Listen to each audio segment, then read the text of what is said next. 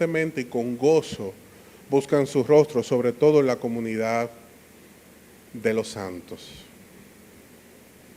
Un creyente que tiene claro esto, hace todo lo que esté dentro de su posibilidad para congregarse. No pierde la oportunidad de hacerlo. ¿Por qué? Porque ha comprendido con claridad el mensaje de Dios y porque es un hombre o una mujer obediente.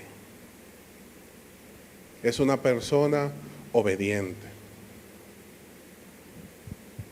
El mensaje de hoy es un mensaje especial, es un mensaje característico, es un mensaje que está orientado a aclarar o recordarnos algunos puntos básicos del cristiano, de todo aquel que se llama ser un seguidor de Jesús.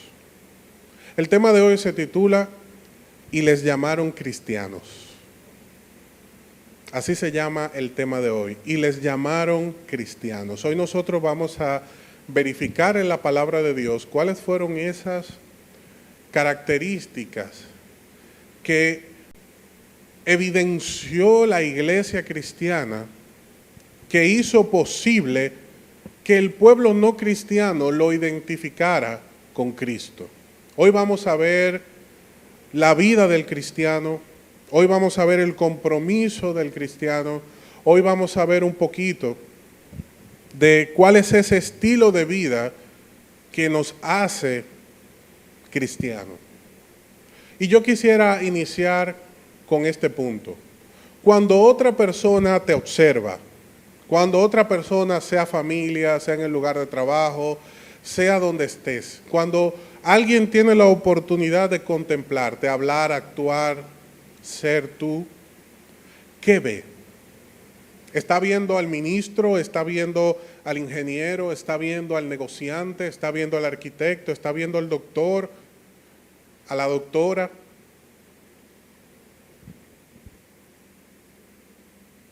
¿Está viendo al individuo consagrado a su familia? El mundo puede estar viendo todas esas cosas en nosotros, características en nosotros. Pero yo quiero que usted entienda en este día que lo primero que debe ver una persona que nos observa es a Jesús en nosotros. Antes de ellos estar conscientes de qué carrera estudiamos o qué es lo que vamos a hacer a ese determinado lugar, lo primero que debe ver en nosotros cualquier persona que nos observe es a Jesús. ¿Por qué? Porque la presencia de Dios en un cristiano debe ser tan real que los demás no les dé tiempo a fijarse en nosotros. El cristiano tiene que estar tan identificado con Jesús que a cualquier otra persona que lo conozca o no lo conozca, no le dé tiempo a percatarse de que somos nosotros los que estamos allí presentes. De que hay algo en nosotros que va delante de nosotros, que nos representa, que es más evidente incluso que nuestra propia persona presente en ese lugar. Dice una persona que se dedicó al estudio del siervo de Dios llamado Martín Lutero, que este hombre tenía una práctica para muchos jocosa. Y la práctica consiste en lo siguiente. Cuando una persona iba a la casa de Lutero y tocaba a la puerta, y esta persona que tocaba la puerta iba a buscar precisamente a Lutero, dice la historia que cuando Lutero abría la puerta y le preguntaban, ¿se encuentra el señor Martín Lutero? Él respondía de la siguiente manera, ya Lutero no vive aquí. Lutero murió hace mucho tiempo, quien vive aquí ahora es Cristo. Ya Lutero no vive aquí. Quien vive aquí ahora es Cristo. Y eso es una manera representativa de lo que debe suceder con nosotros, pero yo diría que debe ser de una manera aún más especial. Que no tengamos nosotros que presentar a Cristo, que Cristo se presente a través de nosotros, que su presencia sea tan real en nosotros que no tengamos ni siquiera la necesidad de decir yo soy cristiano, porque esto debe ser evidente. Una persona que se llama ser cristiana debe vivir de tal manera que no le avergüence vender su lora, su lorita, a una vecina chismosa. Nosotros debemos vivir de tal manera que no nos sintamos comprometidos con que los demás hurguen en nuestra vida pública o privada. ¿Usted sabe por qué? No debemos sentirnos avergonzados de lo que somos, porque somos cristianos. Porque el apóstol Pedro supo decir que nosotros somos familia de Dios,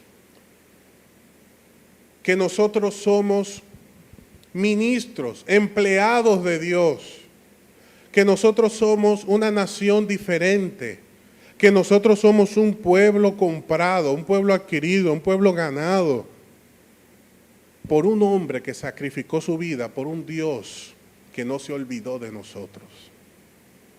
Y nosotros le debemos la vida a ese Dios, a ese Salvador, a ese Señor llamado Jesús. Usted y yo somos la familia de Dios. Y nosotros debemos ser dignos representantes de ese Dios que nos amó y que no nos olvidó. Alguien dijo hace mucho tiempo, la vocación del cristiano es la santidad, el trabajo del cristiano, la actitud del cristiano es la santidad en todo momento de su vida. En la primavera de su juventud, así como también en la plenitud del verano de su edad madura. También después del otoño y aún en el invierno de su vejez, su vocación debe ser la santidad hasta el día de su muerte. Y yo corroboro estas palabras. Nosotros debemos ser llamados cristianos antes de nosotros decir que somos cristianos. Una persona que nunca haya conversado con usted, puede ser que no sepa dónde usted trabaja, dónde vive, cuánto gana o cuántos hijos tienes. Pero lo que sí debe saber, aún sin haber intercambiado palabra contigo, es que usted y yo somos cristianos. Yo les invito a Hechos, el libro de Hechos, capítulo 11, versículo 25. Hechos del Espíritu Santo a través de la vida de los apóstoles, capítulo 11, versículo 25 al verso 30. Dice la palabra de Dios: después fue Bernabé a Tarso para buscar a Saulo, y hallándole, le trajo a Antioquía. Y se congregaron allí todo un año con la iglesia, y enseñaron a mucha gente. Y a los discípulos se les llamó cristianos por primera vez en Antioquía. En aquellos días, unos profetas descendieron de Jerusalén a Antioquía, y levantándose uno de ellos, llamado Ágabo, daba a entender por el Espíritu que vendría una gran hambre en toda la tierra habitada, la cual sucedió. Fíjese qué especial este hombre que está escribiendo de parte de Dios, llamado Lucas, la cual sucedió en tiempos de Claudio. O sea que esa profecía que dio Ágabo se cumplió. ¿Ok? Porque lo que el profeta dice se cumple. Y si lo que un hombre que dice ser profeta o mujer habla de parte de Dios y no se cumple, entonces es un falso profeta. Pero Lucas está diciendo, ese profeta que dijo que iba a haber una gran hambre, sucedió en tiempos de Claudio. Entonces, y se refiere, está tomando como referencia un punto clave en la historia, en el contexto histórico que es el Imperio Romano. Pero dice el verso 29, entonces los discípulos, cada uno, óigame qué obediencia, óigame qué generosidad, óigame qué vida. Entonces cada uno conforme a lo que tenía, determinaron enviar socorro. Gracias a Dios que nosotros también tenemos a socorro para enviarla cuando sea necesario. Ellos enviaron socorro a los que habitaban en Judea, lo cual en efecto hicieron enviándolo a los ancianos por medio de Bernabé y de Saulo, lo cual hicieron enviándolo a los ancianos por medio de Bernabé y de Saulo. Que el Señor añada gracia a su palabra en esta mañana y que nos permita poder deleitarnos en ella y recibir el mensaje que Él tiene para nosotros en este día. Este pasaje inicia de una manera característica, especial. Dice, después fue Bernabé, pero nosotros nos haríamos la pregunta, ¿después de qué? Debemos recordar que unos versos atrás, el Señor se tomó la tarea de vacunar a su pueblo. Había un síndrome que se había segregado en el pueblo judío entre los que se llamaban ser siervos de Dios, que nosotros lo denominamos el síndrome de demencia religiosa, que tenía como efecto principal que los que eran del pueblo de Dios decían, si tú no te pareces a mí, entonces tú no eres de Dios. Y Dios vacunó al pueblo en contra de esta peste peor que la rabia, y ellos pudieron entender, porque dice el verso 18 del capítulo 11 de Hechos, que ellos se quedaron callados, porque lo que el Espíritu les dijo era cierto, era de Dios, era contundente, era inevitable. Ellos aprendieron de parte de Dios que para ser hijos de Dios no había que ser judío, no había que pertenecer a una denominación específica, si lo traemos a nuestra época. No hay que pertenecer a una denominación, no hay que parecerse a usted para ser hijo de Dios. Para ser hijo de Dios hay que parecerse a Cristo y listo. Por eso nosotros nos llamamos cristianos, por eso nos identifican o nos deben identificar como cristianos. Entonces, después que Dios se ocupó de aclarar esto a su pueblo, enviaron a Bernabé, un siervo de Dios, a Antioquía. ¿Por qué enviaron a Bernabé a Antioquía? Porque los discípulos de Judea se enteraron que en Antioquía, una ciudad de gentiles, el Señor estaba haciendo una obra extraordinaria. El Señor estaba haciendo una obra especial.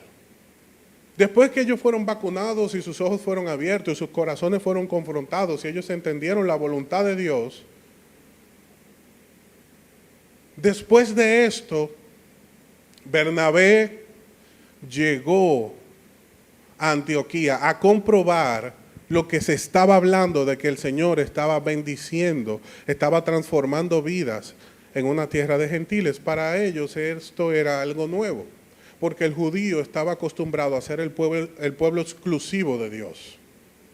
Y hoy, aunque hay muchas personas que quieren ser o aparentar que son los exclusivos de Dios, también que se vacunen porque esto no es de Dios. El Señor no está excluyendo gente, el Señor está llamando personas a que cambien conforme al carácter de Cristo, no de nadie más.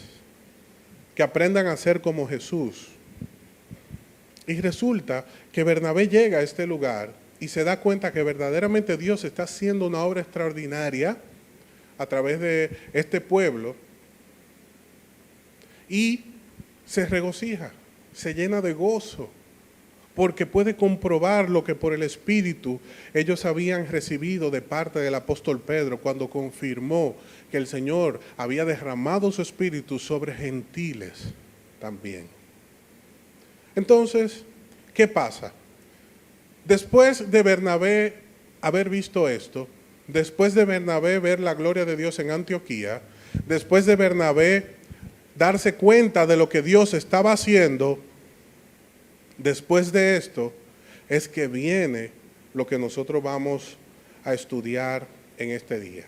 Este pasaje demuestra algo muy especial, y es que la iglesia estaba madurando. Estaba madurando a un nivel tal de que ya tenían una identidad en medio del pueblo. Ya ellos habían sido catalogados, habían recibido un mote, un apodo. Un mote que pudo ser de manera inicial una burla. Ahí van los cristianos, pero que ellos, por medio de su estilo de vida, se ganaron el respeto del pueblo. Al inicio, ser cristiano pudo haber sido un apodo de burla, pero por su estilo de vida la iglesia se ganó, adquirió el respeto del pueblo, adquirió una identidad. Lo que inició con un grupo de adoradores en un aposento alto, ya era todo un movimiento de impacto en medio de la sociedad de su época. Eran semejantes a Jesús, eran compatibles con Jesús, eran iguales a Jesús, eran idénticos a Jesús.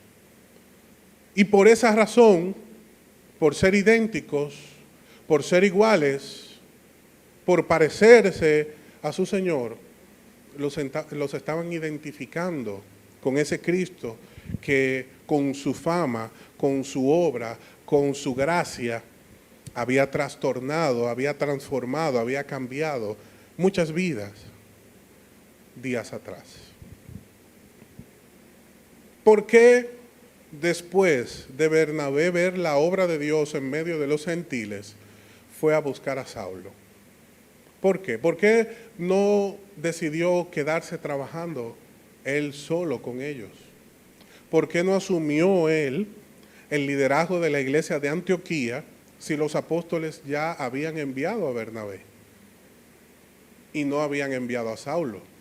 ¿Qué hace Bernabé trasladándose de Antioquía a Tarso, buscando a Saulo para traerlo de regreso a Antioquía? Lo que pasa es que Bernabé era un hombre lleno del Espíritu, un varón bueno. Lo que pasa es que Bernabé conocía la agenda de Dios. Y cuando una persona conoce la agenda de Dios, no comete errores. Y cuando él llegó a Antioquía, que estaba a unos 500 kilómetros al norte de Jerusalén,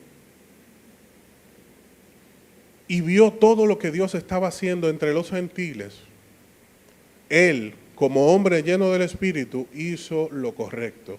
Consultó la agenda de Dios y confirmó que lo que había que hacer era buscar a Saulo. Pero usted debe ser lo suficientemente curioso para decir, ¿por qué Saulo y no Bernabé? ¿Por qué él, si era un hombre lleno del Espíritu, no asumió el liderazgo de la iglesia en ese momento? Sencillo, porque la voluntad de Dios era otra. Y él la conocía. Vamos a hacer memoria. Acompáñeme, retroceda a Hechos capítulo 9, versículo 10. Vaya conmigo a Hechos 9, 10. Usted estaba en Hechos 11, usted va a retroceder al capítulo 9 y va a encontrar en el versículo 10 algo sumamente interesante. Usted va a descubrir hoy que Bernabé tenía buena memoria. Usted va a descubrir hoy que Bernabé era un hombre verdaderamente lleno del Espíritu. Porque dice Hechos 9, 10.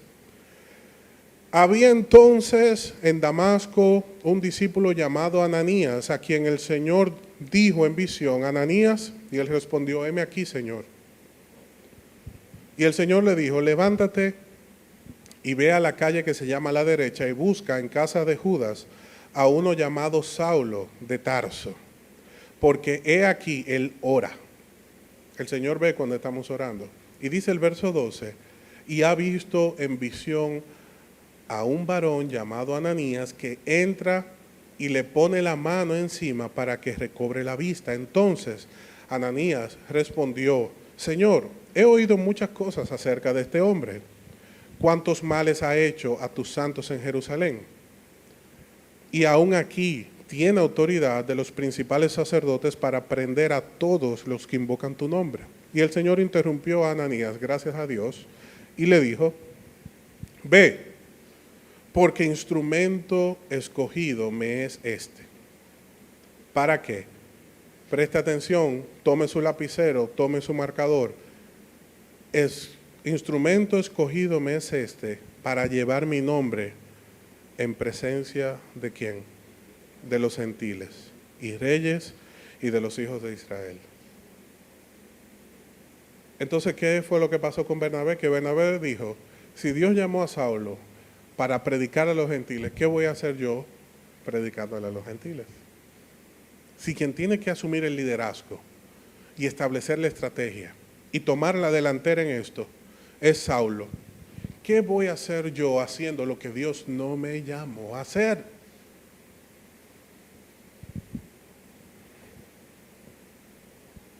Y dice el verso 16 de Hechos 9, porque yo le mostraré cuánto le es necesario padecer por mi nombre. Dios había llamado a Saulo a esta tarea. Y Bernabé no era un discípulo mezquino ni celoso. No era un hombre de celo ministerial, no era un hombre que tenía el ánimo de igualarse a nadie. Él sabía quién él era en Cristo y sabía cuál era su llamado. Era un hombre celoso, pero de buenas obras. Era un hombre despierto, atento a la voluntad de Dios, que conocía la agenda de Dios. Quizás Bernabé hubiese cometido el error de su vida, aún siendo un hombre bueno y llamado por Dios, si no hubiese prestado atención a la agenda de Dios. ¿Usted se imagina usted en medio de un momento como este y que se le ocurra la buenísima idea de comenzar a trabajar con esa gente que el Señor está haciendo una obra sin consultar con Dios, sin conocer la agenda de Dios? Lo que pudo haber sido una buena iniciativa termina siendo una maldición para su vida. ¿Usted sabe por qué? Porque usted y yo podemos tener buenas intenciones, pero en el camino cristiano lo que tiene valor es la voluntad de Dios. Usted y yo podemos tener buenas intenciones, pero en el camino cristiano lo que tiene valor, de lo que se trata la vida cristiana, es de conocer y aplicar la voluntad de Dios a nuestras vidas. ¿Qué es lo importante para ti hoy? ¿Qué es lo importante para ti hoy? ¿Cuál fue el ejemplo que recibió la iglesia de Antioquía? Que para Bernabé lo importante era la voluntad de Dios, por encima de su dolor, por encima de su tristeza, por encima de sus aspiraciones, por encima de su cansancio, por encima de sus sueños. La voluntad de Dios era lo primero. Y yo estoy aquí en esta mañana porque para mí la voluntad de Dios es lo primero. Yo no estoy aquí en esta mañana porque soy bueno, sino porque yo he entendido que la voluntad de Dios es que esté aquí en esta mañana. Yo sé que pudiera estar en otro lugar, pero también sé que no hay otro lugar mejor en el que yo pueda estar que no sea la presencia de Dios. Porque en la presencia de Dios mi cansancio, mi ansiedad, mi dolor, mi tristeza es atendida. Bernabé fue a buscar a Saulo porque era un hombre que conocía la voluntad de Dios. Cosa que usted y yo debemos conocer si queremos crecer y si no queremos tener a Dios mismo en contra. Si no queremos hallarnos en pleito con nuestro Hacedor. Porque la vida cristiana se trata de la voluntad de Dios. Porque la vida cristiana se trata de conocer a ese Dios que por amor nos llamó de las tinieblas, de la perdición, del desperdicio, a su luz admirable. Hay razones lógicas de por qué buscar a Pablo. Las razones lógicas son porque el pueblo de Antioquía no era una golosina para nadie. No era fácil. Hay razones lógicas para buscar a Saulo porque este era un pueblo que necesitaba una persona con conocimiento profundo de la voluntad de Dios para poder contrarrestar todas las ideologías que habían en Antioquía. Antioquía era la tercera ciudad más importante de la época. Era una ciudad cosmopolita. Era una ciudad de renombre. Estaba Roma, luego estaba Alejandría, que estaba ubicado en África, y en tercer lugar estaba Antioquía. Es como si hoy nosotros trajéramos este pasaje a nuestro contexto actual y dijéramos ciudades cosmopolitas de hoy día son Nueva York, París y Tokio. ¿Verdad que sí? AdFocus is a revolutionary new way of making money on the internet from sharing links on Facebook, Twitter, or YouTube. Simply sign up below, share links, and earn money. Con todas las aspiraciones. O Los Ángeles, que hay una mezcla de todas las cosas, que son ciudades que no son puras en la esencia de la nación a la cual pertenece, sino que ya son naciones que se pertenecen, que se deben a todo el mundo.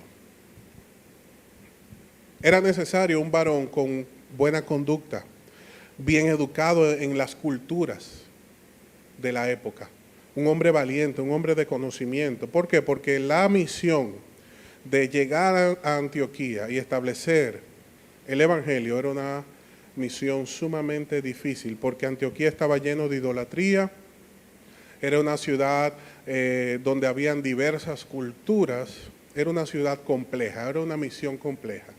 Esto es una razón lógica de por qué buscar a Pablo, que era un hombre con una capacidad sobrenatural especial, tanto de parte de Dios, que fue enseñado por Dios en todas las cosas que tienen que ver con el evangelio, con la vida, más el aprendizaje que pudo haber adquirido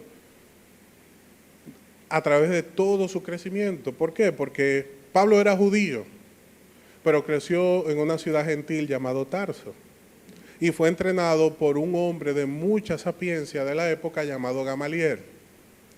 O sea que él tuvo acceso al conocimiento que en esa época era muy limitado. O sea que era lógico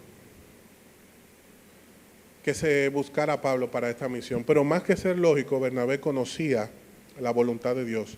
Lo que Bernabé no pudo quizás entender, o quizás sí lo entendió, es lo que nosotros podemos llamar la atención en este día, que Dios hizo un binomio especial.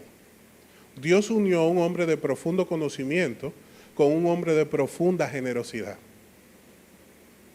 Bernabé era un hombre que andaba con el corazón en la mano. Pablo era un hombre que andaba con el garrote en la mano. Y a través de esta unión, de este binomio, y me refiero al garrote porque era un hombre bien rígido, bien estricto. Era un hombre que no jugaba a la hora de establecer la verdad. Se jugaba la vida cada vez que abría la boca. Bernabé era un hombre mucho más apacible y generoso. Pablo era un hombre mucho más ferviente y con mucha más preparación que Bernabé. Y Dios fusionó estas vidas, porque Él sabía que necesitaba un balance preciso entre gracia y verdad en esa obra que Él iba a realizar en Antioquía. O sea que ese binomio fue orquestado por Dios. Dios llevó a Bernabé, luego trajo a Pablo, que hasta este momento sigue siendo Saulo, los unió y los puso a trabajar. Aquí se demuestra la clave de un ministerio cristiano exitoso. Sí, en este pasaje que nosotros acabamos de leer, nosotros podemos verificar la clave de un ministerio cristiano exitoso. Dice el verso 26, y se congregaron allí todo un año con la iglesia. Y usted me dirá, ¿y cuál es la clave? Sencillo, hay que invertir tiempo en su llamado. Hay que invertir tiempo en la gente. Hay que invertir tiempo en lo que nosotros entendemos que Dios nos ha llamado a hacer. Porque cuando invertimos tiempo, cuando caminamos el camino del crecimiento, que es el mismo camino del sacrificio, nosotros vamos a ver resultados. Nosotros quisiéramos que se nos muestre un atajo, pero no hay atajos. Para el camino del crecimiento consolidado, la única vía por la cual nosotros podemos andar es la vía de el sacrificio. Ellos invirtieron todo un año en Antioquía. ¿Y qué ellos estaban haciendo en Antioquía? Ellos estaban haciendo en Antioquía obras de cristianos. Lo que ellos hicieron en Antioquía fue lo que provocó que fueran identificados por primera vez como cristianos. Este es un momento clave en la historia de la iglesia, porque es la primera ocasión en más de 9 años que a los cristianos se les llama cristianos. Es la primera vez que a los cristianos se les llama cristianos. ¿Y por qué razón le llamaron cristianos? A través de estos 4 puntos que nosotros vamos a verificar en esta mañana, nos vamos a dar cuenta si también nosotros somos cristianos. Número 1, ¿por qué le llamaron cristianos? Porque se congregaban juntos. Porque pasaban tiempo juntos con un interés común, que era la persona de Jesús. El apóstol Juan decía, si alguno dice que es cristiano, que ande como él anduvo.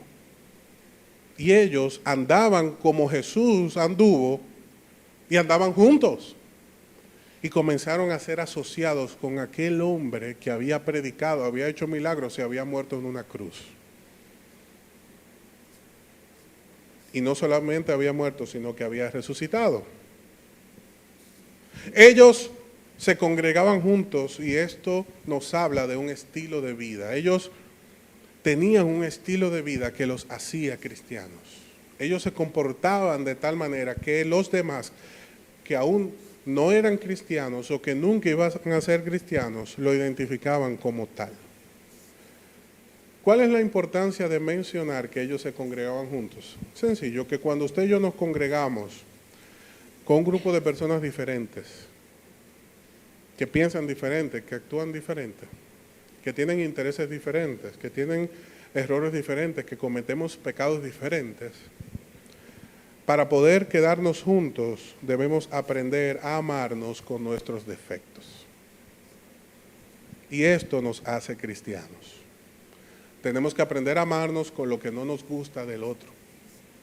Tenemos que aprender a amarnos con las diferencias del otro.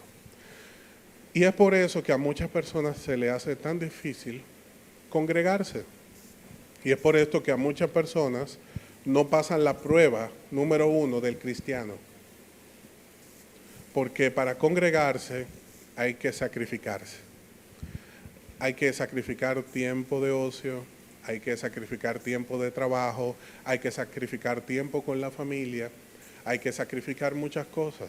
Para podernos congregar hay que soportar muchas cosas, hay que crecer mucho, hay que tener mucha paciencia. Como Dios sabía que congregarse era una tarea tan difícil, por eso lo puso de primer punto, para identificar a un cristiano. ¿Por qué? Porque dice el pasaje que nosotros estamos estudiando, que después fue Bernabé a Tarso a buscar a Saulo y hallándole le trajo a Antioquía y se congregaron allí todo un año. ¿Usted cree que fue fácil para Saulo y para Bernabé estar todo un año con personas que estaban aprendiendo a ser cristianos? Yo estoy seguro que no fue fácil, porque eran personas que tenían que aprender un estilo de vida totalmente distinto. Un estilo de vida que Bernabé había adquirido con los años. Un estilo de vida que había adquirido con la paciencia o con la intransigencia de los apóstoles en más de 10 años de historia después del ascenso de Cristo, después de la resurrección de Cristo. Recordemos que lo que Antioquía iba a comenzar a aprender fue lo que Saulo aprendió durante 3 años en Arabia, después de su conversión, que fue sentado en el banquillo del estudiante por Dios y recibió todo lo que Dios decidió revelarle. Todo ese aprendizaje. Ellos se sentaron, se congregaron, se unieron a un pueblo diferente y los enseñaron. Número 2. Ellos fueron llamados cristianos por su mensaje. ¿Qué estaban predicando? A Cristo. Y como estaban predicando a Cristo les decían como cristianos. Porque si ellos estuvieran predicando de la maleta, o del bulto, o de los aires, o de las sillas, hubieran recibido otro nombre, los negociantes.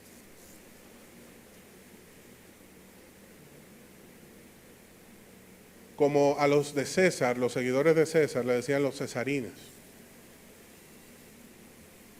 en la época. Antioquía se caracterizaba por ponerle un mote, por ponerle un apodo a las personas que se asociaban con determinado grupo o comunidad. Y como ellos veían a los cristianos siempre juntos y comportándose de una manera y actuando de una manera y predicando un solo mensaje, los llamaron cristianos. ¿Qué está predicando usted hoy día? ¿Qué es lo que usted está predicando? Lo que usted está predicando es lo que usted dice cuando abre la boca donde quiera que llega.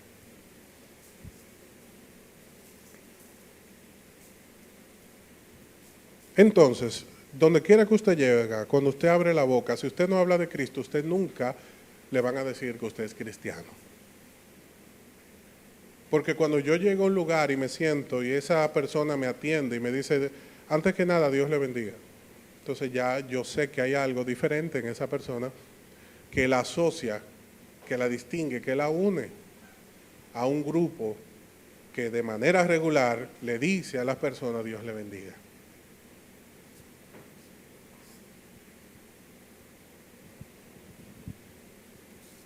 Cuando usted abre la boca, ¿qué es lo que usted está diciendo?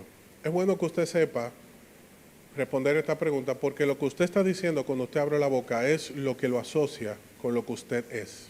De la abundancia del corazón, habla la boca. Nosotros no sabemos ese pasaje de memoria. Si usted habla mucho de deporte, usted o es un deportista o es un cronista deportivo o es un deportista o cronista deportivo frustrado. Pero todo el mundo lo sabe. Todo el mundo lo sabe. Si usted habla mucho de videojuegos, usted pasa mucho tiempo frente a un videojuego. Si usted habla mucho de trabajo, usted es un trabajólico, que el trabajo le da significado a su vida y por eso usted quiere que todo el mundo sepa lo que usted hace. Como hay gente que se presenta, hola, ¿cómo estás? Mi nombre es Pedro. Ah, yo soy licenciado tal. Oh, mucho gusto, licenciado. Hay personas que lo dicen por costumbre. Ah, no lo creo. Esa persona está interesada en que usted sepa que él es un licenciado. Porque de la abundancia del corazón habla la boca y los cristianos hablan de Cristo. Los cristianos hablan de Jesús. Lo primero que dicen es lo que está en su corazón. Se sueñan con Cristo. Piensan en Cristo. Y en otras cosas, sí, también, pero más en Cristo.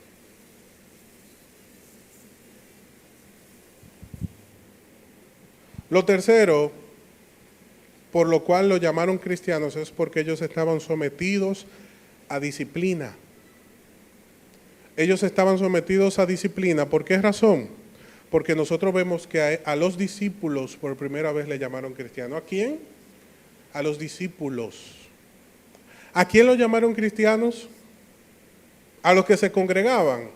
No, a los discípulos. En la época ellos eran identificados como siervos sometidos a disciplina, que es lo que significa la palabra discípulo. Y cuando yo entendía esto, a través del estudio de este pasaje, yo me hice una pregunta. De verdad, yo fui sincero.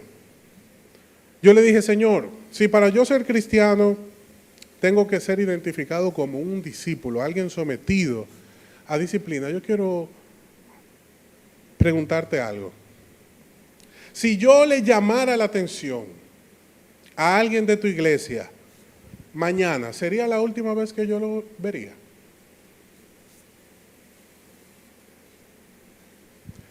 Yo tengo el derecho de llamarle la atención a ustedes.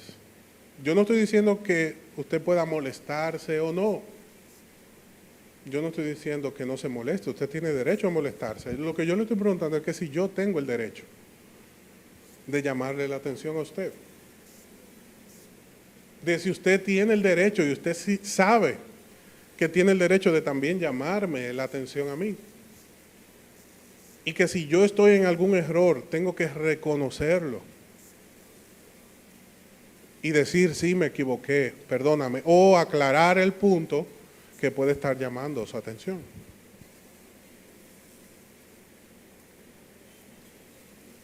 Pero, si usted es una persona a la cual no se le puede llamar la atención, usted no es un discípulo. Usted puede ser un discípulo, pero no de Cristo. Porque a Cristo lo conocemos como un hombre que por lo que padeció aprendió la obediencia. Que cuando su madre le dijo a su hijo, mira, no nos vuelvas a dejar solos, camina cerca de nosotros, él pudo haberle dicho, mira, yo te creé a ti, ¿qué es lo que tú me estás diciendo? Irreverente. No, él le aclaró algunas cosas que ella debía entender, porque era un caso excepcional. Cristo era un hijo excepcional, pero al mismo tiempo se sometió a sus padres. Hay evidencia de que se sometió a sus padres. Ellos fallaron porque no habían entendido la complejidad del hijo que tenían. Pero al mismo tiempo él entendió sus limitaciones y se sometió a sus padres. El Hijo de Dios es una persona sometida a disciplina, que le pueden llamar la atención sin molestarse y sin reaccionar. No porque tenga el privilegio yo de presidir la asamblea, en este día le estoy diciendo si le puedo llamar la atención. Es que cualquiera debe tener ese poder, esa capacidad de poder hablar con usted y que usted razone.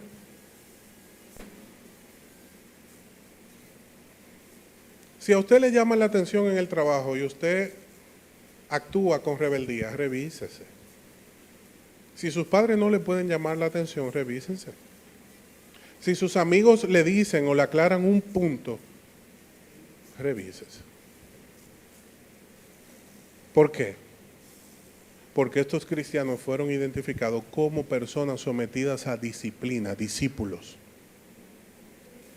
No les llamaron los creyentes, no les llamaron de ninguna otra forma, sino los discípulos.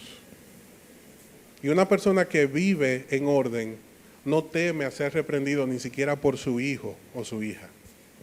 No por alguien mayor, ni siquiera por alguien inferior. En orden de respeto a él.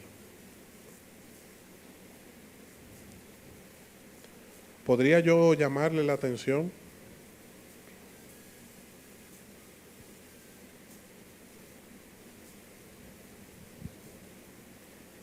A usted, sin sufrir del riesgo que sea la última vez que lo vea. Yo me hacía esa pregunta ayer. Y no crea, también tengo la respuesta.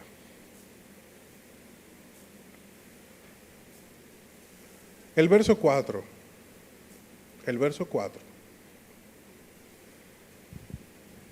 Perdón, el punto 4. De por qué a ellos le llamaron cristianos. Es porque ellos fueron generosos. ¿Cómo yo sé que ellos estaban aprendiendo lo que Pablo y Bernabé le estaban enseñando durante todo un año? Bueno, que cumplido el año, descendió un profeta, les habló la palabra y les dijo, miren, en Judea va a haber escasez en toda la tierra, pero la iglesia de Judea es la que está más débil. ¿Y qué hicieron ellos? De una manera generosa, según su capacidad, brindaron una ofrenda y le enviaron a través de Bernabé y de Saulo. ¿Cómo nosotros sabemos que ellos estaban aprendiendo lo que se les estaba predicando? Por la generosidad de su corazón.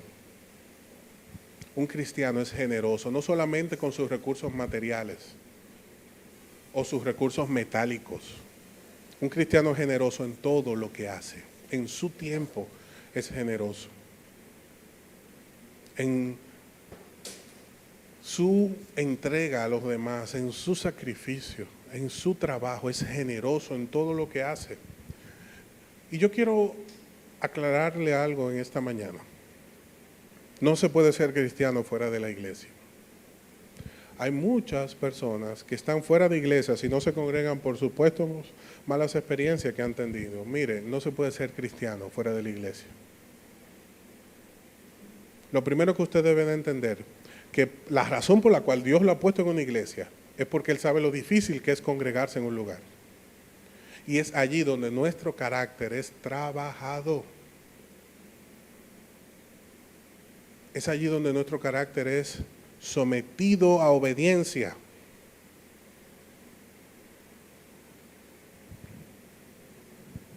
Por lo tanto, no se puede ser cristiano fuera de la iglesia. Cuando una persona está fuera de la iglesia y no se quiere congregar es porque está diciendo que él tiene demasiada capacidad para congregarse en ese lugar, o nadie puede pastorearle, o que todo el mundo que está en ese lugar no vale la pena. Y cuando una persona no se quiere congregar en un lugar, por las personas que se congregan en ese lugar, recuerde que Cristo dio su vida por esas personas. Y usted está ofendiendo a una persona que Dios ama. Mejor tome ese tiempo de buscar un lugar donde usted sienta paz. Pero no hay cristianos fuera de iglesia. No hay cristianos fuera de iglesia. Fuera de iglesia hay personas que están en un proceso o de asimilar un trance, una prueba que vivieron, o en rebeldía. Y la rebeldía no es contra ningún hombre, porque el pastor de las almas es Cristo. Yo quiero concluir con lo siguiente en esta mañana. Usted puede estar esperando un mensaje para su vida. Usted puede estar esperando un mensaje para su vida. No tema, porque cuando Dios tiene que hablar, Él habla. Cuando los cristianos tenían que saber que venía un momento de hambre sobre toda la tierra, Dios se encargó de hacerle llegar ese mensaje. Usted puede estar esperando en esta mañana un mensaje para su vida. No se desespere, porque Dios a ese mensaje que usted le está clamando que le confirme, se lo va a confirmar. Solo tenga paciencia, espere, créale a Dios, pero haga las cosas de cristianos, porque Dios le envió el mensaje de manera privilegiada a aquellos que estaban congregados en Antioquía.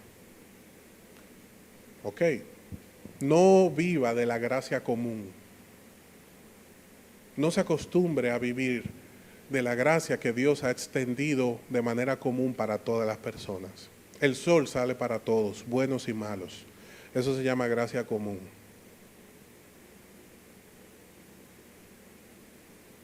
Que el Señor le permita comer, aunque usted no se lo haya ganado, eso se llama gracia común. Que su familia no le dé la espalda, aunque usted haya tenido una mala actitud, eso se llama gracia común. No se acostumbre a disfrutar de la gracia común. Aprenda a aprovechar la gracia especial que Dios ha decidido derramar sobre los cristianos.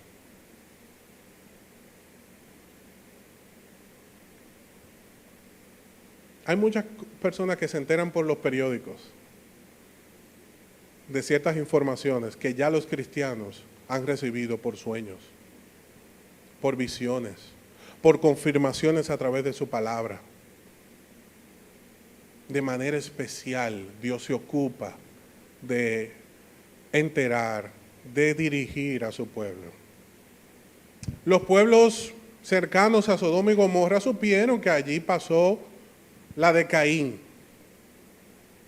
A Abraham lo sacaron de Sodoma, a Lot, sobrino de Abraham, lo sacaron de Sodoma y Gomorra. Y le mandaron un ángel VIP que los escoltara. Enoc fue arrebatado antes del diluvio y Noé se montó en un crucero.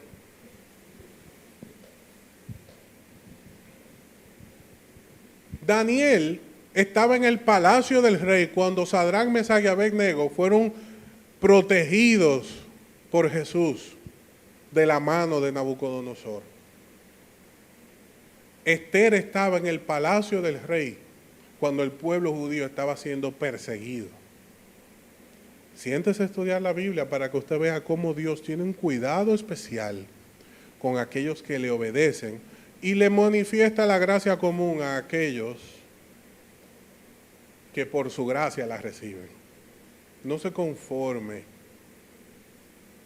con lo común. Usted ha sido llamado a ser una persona fuera de lo común. ¿Qué ha impedido que nosotros seamos reconocidos como cristianos? Lo común de nuestras vidas, quizás. Lo común que hemos sido. ¿Qué ha impedido que nosotros seamos llamados cristianos? Bueno, quizás nuestras obras demienten nuestras palabras. ¿Qué ha impedido que yo sea reconocido como cristiano? Posiblemente hasta este día, que no he entendido que el Evangelio se predica con hechos. En una ocasión alguien totalmente desligado de la fe cristiana dijo lo siguiente, un escritor irlandés: el cristianismo podría ser bueno si alguien intentara practicarlo.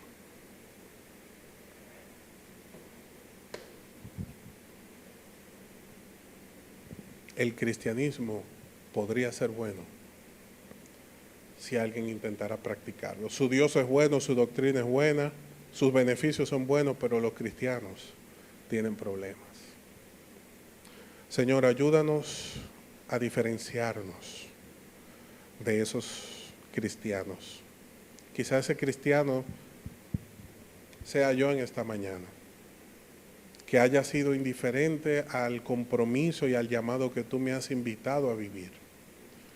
Por eso yo te pido, Dios, que por tu Espíritu pueda obtener yo la dirección que mi alma, que mi vida necesita. Ninguno de nosotros escapamos de las incitaciones constantes de nuestra carne,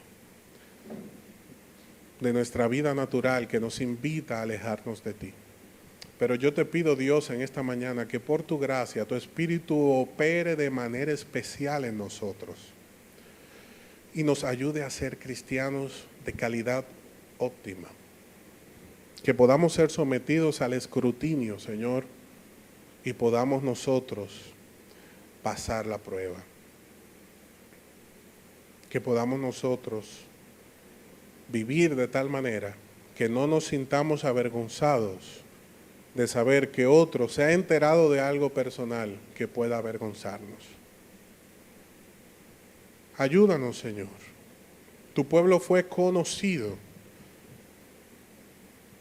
como cristiano porque se parecía a ti. Permite que nosotros podamos cada día parecernos más a ti, parecernos más a nuestro amigo especial, a nuestro amigo único, que es Jesús, quien demostró su amistad, su amor, por medio de su sacrificio, enseñándonos que el verdadero amor consiste no en lo que una persona esté dispuesta a recibir, sino en lo que una persona esté dispuesta a dar. Gracias, Señor, te damos en este día por tu palabra que nos alimenta, Señor. Y ayúdanos a entender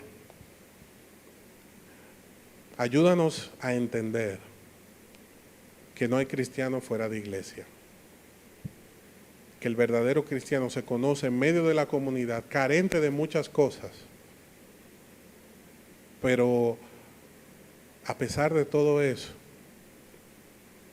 se congrega allí porque sabe, reconoce que también es pecador.